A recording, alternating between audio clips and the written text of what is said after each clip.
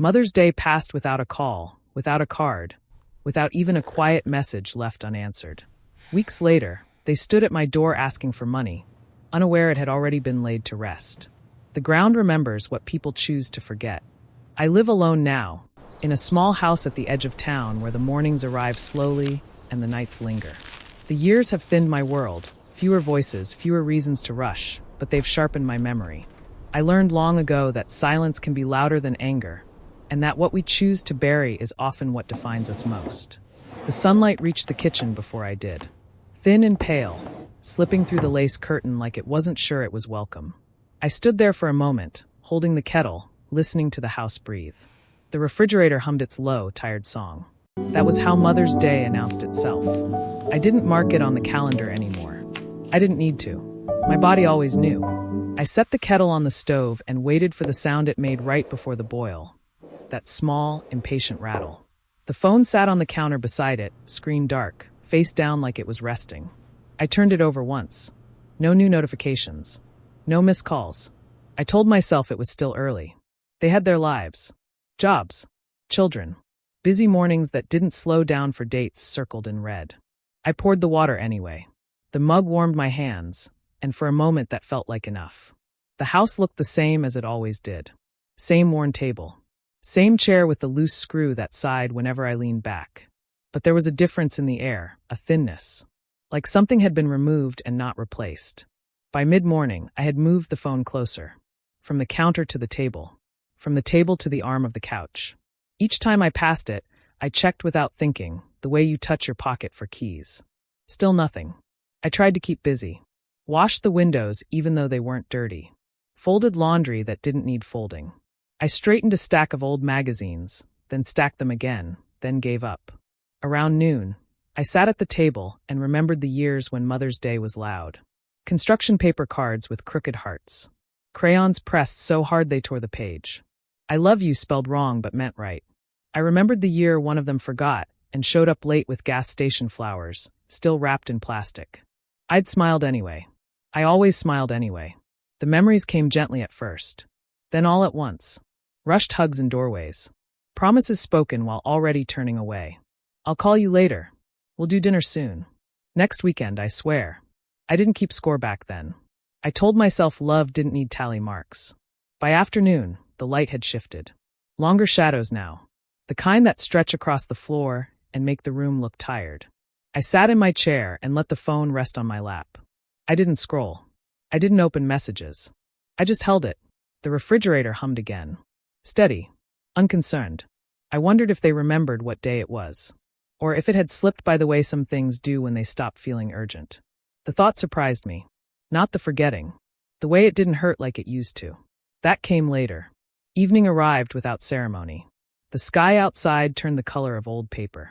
I turned on one lamp and left the others dark. I made dinner for one. Soup from a can. A slice of bread I toasted too long. I set the table out of habit. 2 placemats, then paused, then slid one back into the drawer. The spoon clinked softly against the bowl. Each sound felt louder than it should have. I checked the phone one last time before sitting down. Still nothing. That was when the silence changed. It stopped feeling like an oversight. Stopped feeling like bad timing or busy schedules. It felt chosen. I ate slowly. Not because I was hungry, but because stopping meant admitting the day was almost over. When I finished, there was only one plate. 1 cup. 1 spoon. I carried them to the sink and washed them carefully, like they belonged to someone else. I dried the plate and held it a moment longer than necessary, thumb resting on a small chip at the edge. I remembered when that plate had fallen. One of the kids had dropped it, eyes wide, waiting for me to be angry. I wasn't. I told them accidents happen. I set the plate back in the cupboard. Alone. The clock ticked on the wall. Not loudly. Just enough to remind me time hadn't stopped for my feelings.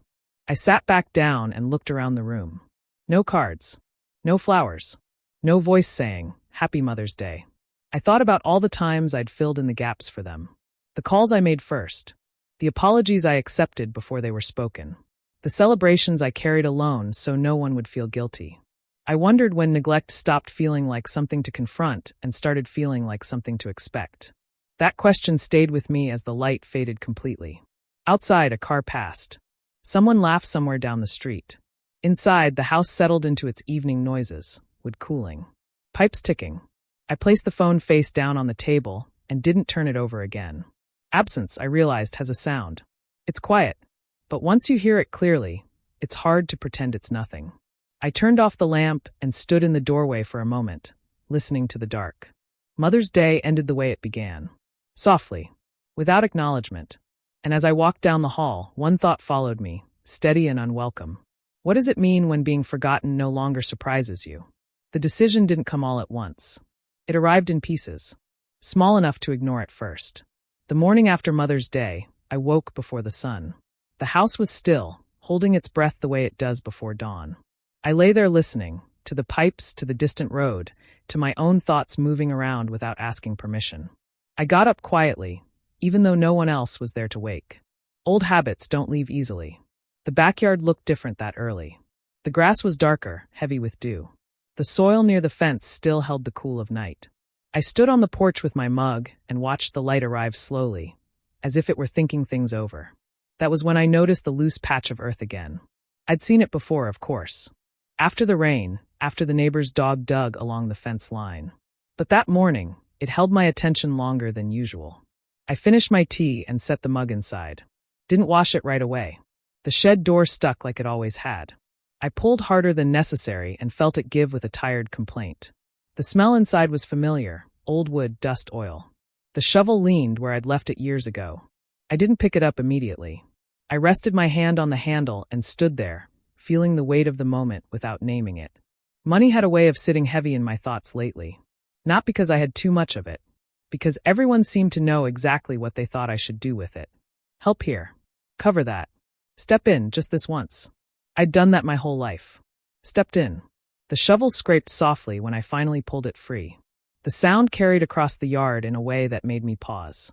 I looked around, half expecting someone to ask what I was doing. No one did. The first push into the ground was harder than I expected. The soil resisted, compacted from seasons of being ignored. I leaned my weight into it, felt the vibration travel up my arms. Each scoop took effort. Not painful, just honest. As I worked, memories came uninvited. Late-night phone calls asking if I could transfer something quickly. Promises to pay it back. Apologies that sounded rehearsed, even when they meant them. I'd told myself it was love. And maybe it was. But love shouldn't leave you feeling emptied out. I stopped after a while, catching my breath. My hands rested on the shovel handle. I looked at the hole, not deep yet, but deliberate. Inside the house, the money sat where it had for months. An envelope tucked into a drawer I never opened unless I had to. Savings I'd built quietly. Carefully. Not for emergencies. For dignity. I went back inside and retrieved it. The envelope felt thinner than it should have, even though I knew exactly how much was there. I carried it out like something fragile. Kneeling by the hole, I opened it slowly. The bills were neat, edges worn from being counted and recounted. Each one held hours of work. Years of choosing not to spend. I didn't rush. I placed the envelope into the ground and covered it gently, pressing the soil back with my hands before using the shovel again. The dirt fell with a soft sound. Muted. Final. As the hole disappeared, something in my chest loosened. Not relief. Clarity. I smoothed the surface until it looked like nothing had happened. No marker. No sign. Standing there, I realized this wasn't about hiding money. It was about hiding myself from being reached into without permission. I wiped my hands on my jeans and stood back. The yard looked the same as it always had. Ordinary. Unremarkable. That mattered to me. Inside, I washed the mug I'd left on the counter. The water ran warm over my fingers. The sink drained with its familiar gurgle. I sat at the table afterward, hands folded, feeling the quiet settle around me. I wondered what they would say if they knew. If they'd laugh. If they'd be angry. If they'd ask why instead of how much. The thought made me tired. Days passed. I walked past that spot every morning. Each time, I glanced down without stopping. Each time, I felt steadier. There was power in knowing something they didn't. Not in a cruel way. In a boundary way. The phone rang once that week. A wrong number. I let it go to voicemail. Another day, I caught myself almost telling someone about it. A neighbor. A cashier. Anyone. I stopped myself. Some decisions aren't meant to be shared. They lose their shape when spoken aloud. At night, I slept better. Not longer. Just deeper. The earth outside held its secret without judgment. It didn't ask why. It didn't promise anything in return. It simply held. And as I lay in bed listening to the house settle, one quiet truth pressed gently against me. I hadn't buried money. I'd buried an expectation. But how long could something stay buried once others came looking for it? They came on a Thursday. Not a holiday. Not a birthday. Just an ordinary afternoon that hadn't asked for company. I knew someone was there before the knock. The gravel in the driveway shifted under tires that didn't belong to me. The sound traveled through the house, light but unmistakable. I stayed seated for a moment longer than necessary. Not to be dramatic, just to feel the space before it changed. The knock wasn't loud. Careful. Polite in a way that suggested confidence. I stood, smoothing my shirt without realizing I was doing it. Old habits again. When I opened the door, they smiled first. That familiar smile, wide practiced, already halfway to asking something. They stepped forward before I could decide whether to invite them in. "Hi, Mom," one of them said, like it was a line they'd rehearsed in the car. I stepped aside. The house let them enter with a quiet creak, as if it noticed too. They looked around while they talked. Not rudely. Just enough to take inventory. The chair by the window. The old rug. The clock that still ran 5 minutes fast. Nothing had changed. And somehow, that felt like a disappointment to them. We sat at the table. The same table where homework used to be spread out in uneven piles. Where spilled juice had once brought tears and apologies. Now there were no spills. Only careful posture. They talked about traffic. About work. About things that filled time but not space. I listened. Nodded. Waited. The pause came naturally. A thinning in the conversation, like air leaving a balloon. That was when one of them cleared their throat. "So," they said, smiling again, but this time it didn't reach their eyes. "We were hoping you might be able to help us out." The word help landed softly. Too softly. I folded my hands on the table. The wood was cool beneath my palms. They explained quickly. Too quickly. An unexpected expense. A temporary setback. A solution already planned. If only I could bridge the gap. They didn't ask how I was. Not really. They didn't mention Mother's Day. I watched their mouths move. The way their hands gestured in small, careful arcs. The way they leaned forward when they mentioned numbers. Money has a gravity to it. It pulls bodies closer. "I'd pay you back," one of them said, already nodding, as if agreement were assumed. I noticed how easily the sentence came. How many times I'd heard it before. I thought of the backyard. The smooth patch of earth. How ordinary it looked. I let the silence stretch. They shifted in their chairs. One glanced at the clock. Not the time, the object. I spoke slowly. Not because I needed to think. Because I wanted them to hear each word land. "I don't have it," I said. The room changed. Not dramatically. Just enough. "What do you mean?" they asked, laughing a little. As if I'd made a joke. "I mean," I said, "it's gone." Their smiles faltered. Brows pulled together. "But you always keep some saved," one of them said. Not accusing. Just certain. Always. I felt something tighten behind my ribs. Not anger. Recognition. "I made a decision," I said.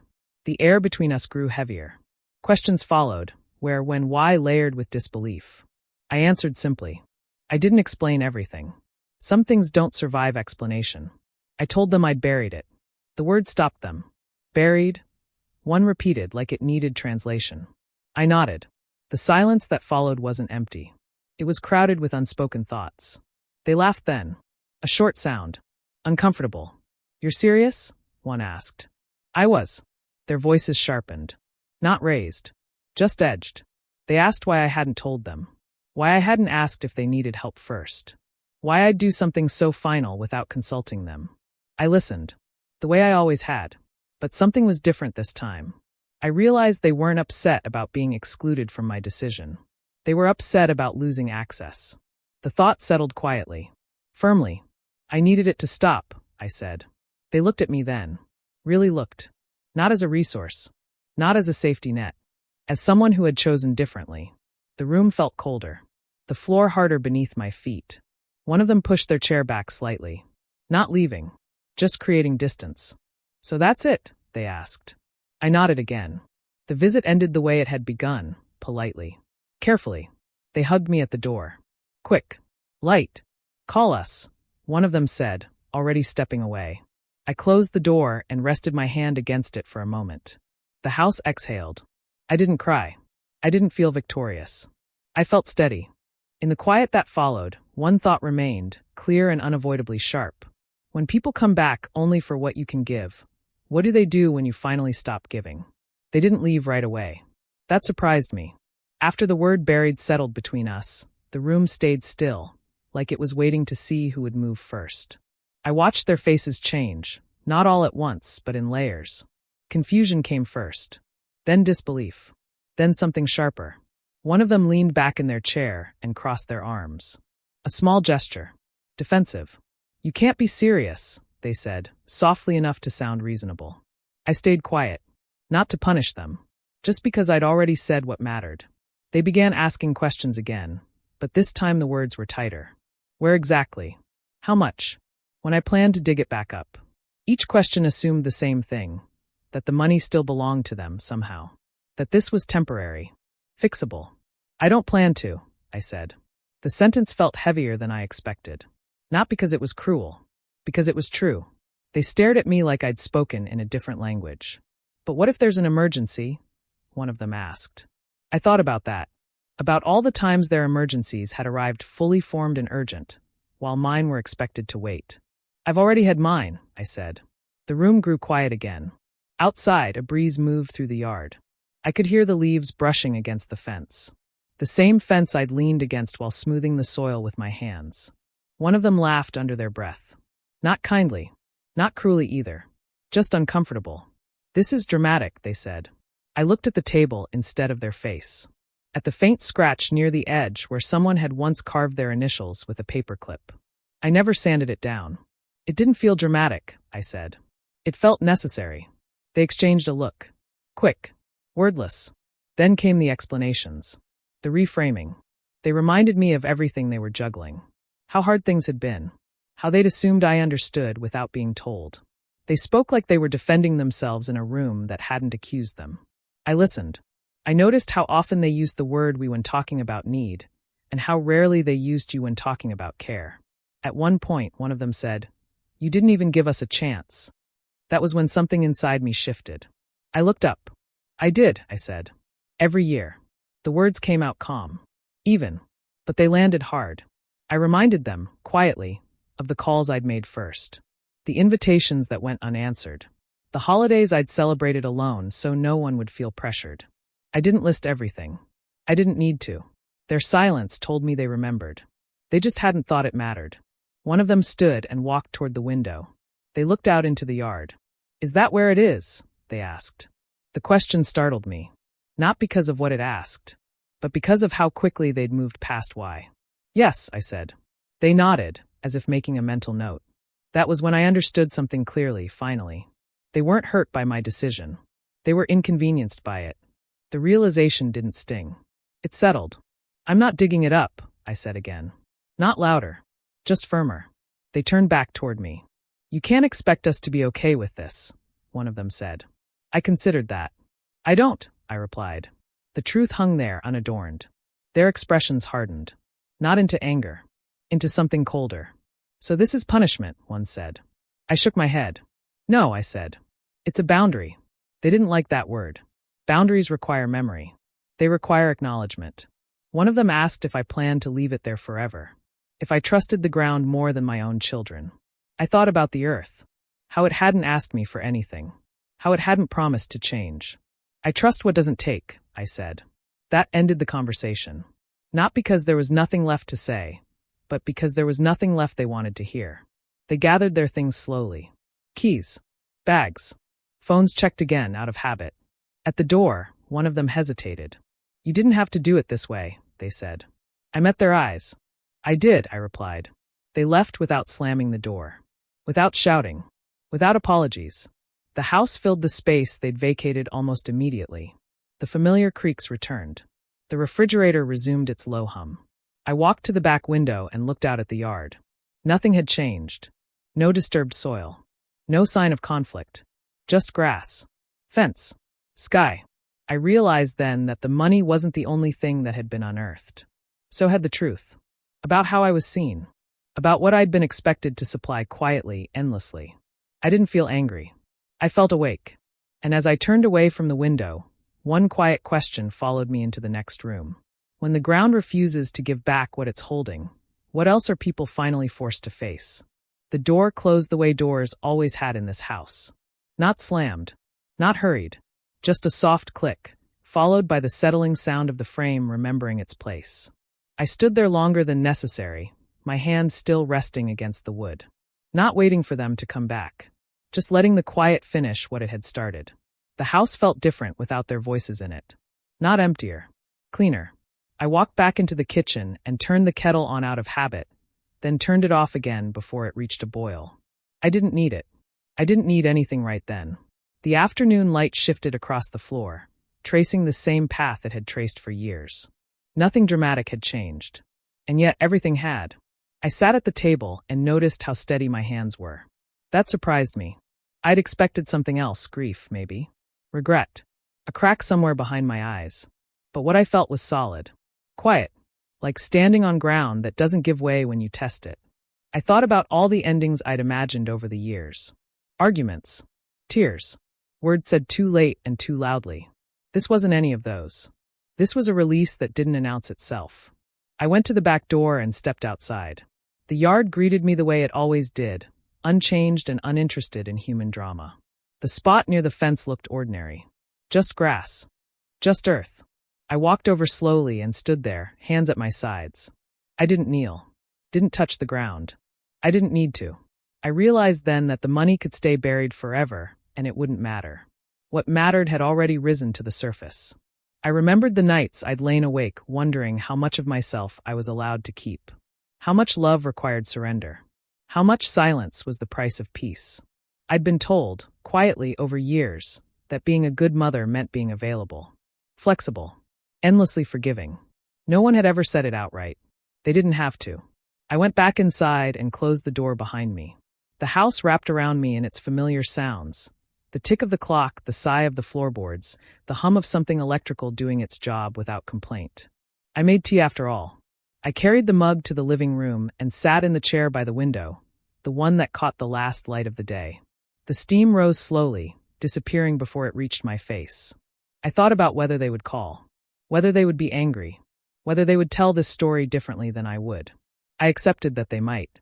I had told my truth without raising my voice. That would have to be enough. Outside, the sky softened into evening, the kind that doesn't ask for attention. I took a sip of tea and felt the warmth spread through my chest. For the first time in a long while, I wasn't bracing for anything. No footsteps in the driveway. No phone lighting up unexpectedly. No sense of waiting for permission to rest. I thought about Mother's Day again, about the quiet way it had passed, about how absence had finally taught me something presence never had. You can love people and still stop making yourself small for them. The thought didn't feel bitter. It felt earned. As night settled in, I turned off the lamp and let the room darken naturally. The house didn't resist. I stood and walked down the hall, my steps unhurried. Each door I passed felt like a chapter closed gently, without force. Before bed, I paused at the back window once more. The yard was barely visible now, the fence only a darker shape against the dark. Somewhere out there, the earth held what I'd given it. Patient. Unasking. I realized I trusted that kind of holding. In the bedroom, I lay down and listened to the house settle around me. Sleep came slowly but honestly. No rehearsed conversations. No second-guessing. Just quiet. And as I drifted toward rest, one final truth settled beside me, steady and unafraid. Some things are buried to be forgotten. Others are buried so we can finally remember who we are when we stop being used.